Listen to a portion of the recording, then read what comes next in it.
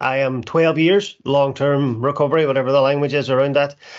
I had a lot of kind of struggles and issues kind of whenever I was a lot younger, namely with self-confidence, self-esteem, and kind of anxiety and things like that. And use substances at a really young age to kind of self-manage a lot of that, that the typical to feel accepted and things like that. I was bullied in school, so I was really kind of unconfident and things, and then just literally fell into substance use with both feet, and found for me that really helped me kind of navigate the social landscapes where I came from.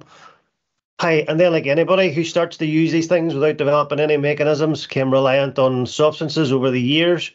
And then, I suppose, the chaos and the destruction that comes with that. For me, it was predominantly alcohol. Alcohol was my drug of choice. Again, because I started young, it was accessible. I would have dabbled quite a lot with prescription medication and some other things as well, but alcohol was always the prevalent one.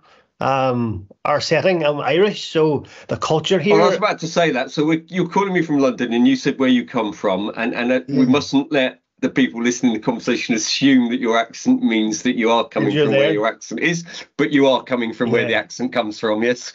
So coming from Northern Ireland, the everything is centered around alcohol, your social milestones, how you fit into society, and all that stuff. So, it was very ingrained in that culture, and it just kind of spiraled over the years. So I suppose by the age of 30, I had a failed marriage, lost jobs, criminal convictions. I had broken my back and lost parts of my hand in various alcohol-related accidents. Numerous hospitalizations and clinical detoxes, and then various residential rehabilitation centres. So by the age I was 30, I had done so much damage and so much kind of destruction through my substance use. I really I needed to change. And it isn't that story. I mean, you've given it to us really succinctly, but that's each person's story is unique, but it's also a common story at another level, isn't it? Yes, 100%. And like I didn't, I had a great upbringing. I had wonderful parents and a loving home. Like I didn't suffer a major trauma growing up. I just came from Northern Ireland. We have a lot of anxiety and trauma in our society.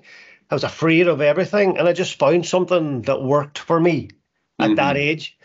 But the problem for me is that that immediate connection with alcohol was so destructive, and almost it was so passionate, and I chased it, and I looked after it, and I longed after it, and I wanted to be part of that.